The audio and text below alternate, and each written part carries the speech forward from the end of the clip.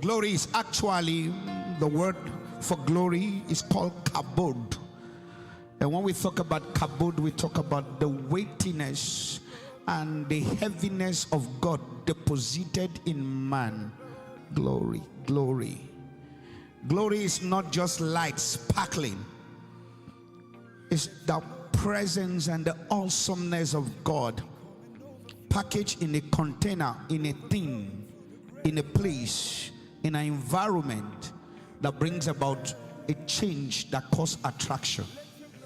Now, the glory of God bypass human syllables and human philosophical descriptions of things.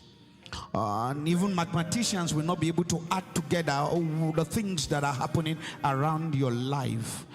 Because when they sit down to say 1 + 1, we know it's 2. But when it comes to your life, it becomes 11. So they don't understand. They can't add up why it's like that. It's the glory of God that separates contemporaries from contemporaries. We can be two mathematicians, but because the glory of God is upon me, when I speak as a mathematician, I'm different from you. It's the glory of God that separates preachers from preachers, men of God from men of God. It's not because one is better than the other. It's because the glory of God is upon one, and one is just a lecturer. It's the glory of God that will make 2 doctors to stay, and 10 people are lining around the other doctor than the other doctor. It's the glory of God that will make so many parents to say, I prefer this other female pediatrician than the other one. The glory of God distinguishes you in the place of your contemporaries. The glory of God, when it comes upon a man, it doesn't consult your qualifications, your ability, capacity. It just takes your inability and modify it and magnify you. It's the glory of God. You see, God likes dealing with things that people think are useless.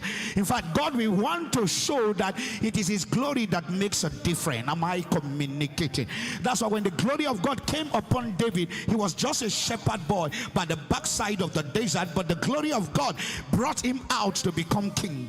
It's the glory of God that will make the most distressed, the most abandoned, rejected and battered son of Jacob among the 12, called Joseph, to become a prime minister without going to the 4 walls of the university. He become a seasoned economics with 4th class brain, in fact controlling the whole economy of Egypt. The glory of God is the glory of God that makes you that when you are in the lion's den like Daniel, you are there but the lions can't touch you because you have been metamorphosized to become among them.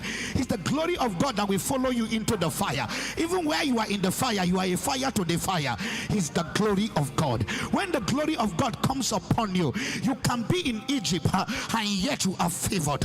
Your mother can put you in the basket and be and felt that that's the end of you, and you can go through River Nile and yet there is nobody to swim, no divers around you. You are crying Moses like an hopeless child, but the glory of God will make the daughter of Pharaoh to come and take a bath at that particular time, and she hears your voice and she begins to adopt you as a child and say, Moses, fetch out of water. When the glory of God comes upon a man's life, you can talk about him the way you feel like talking, you can backbite him the way you feel like backbiting, but you can't change his audacity, his destiny and his star. It's the glory of God. You see, sometimes when you see men with the glory of God, you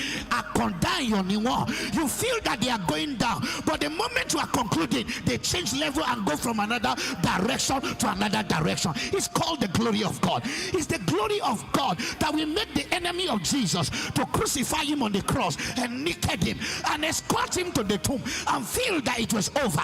But when the glory of God comes, he will make the jailers, the guiders to fall down. There will be an earthquake, the tomb will be rolled, an angel will stand by the tomb and say, why seek ye the living among the dead? Whenever the glory of God comes, your house address change. Your enemies will think they will meet you where they left you, but they don't understand. It's called the glory of God because it's called Shekinah glory. There is nowhere when Shekinah glory glory is upon your life, that things around your life will not shake. Enemies will shake out. Poverty will shake out, because Shekinah glory is around your life. I feel like talking to somebody, not to everybody. Am I communicating? They must have concluded you. They must have said this about you. In this amount of oversized glory, I just came to talk to somebody. What is bigger than you is about to hit you. What is bigger than you is about to hit you. I know you are a dropout. I understand that you have sickness in your body. I understand that things around you are bad. I know how the things are. You can't even pay your house rent. You don't even know the next meal where it will come from. But can I preach to you, like I am commanded to preach to you, that there is a glory that is about to hit you?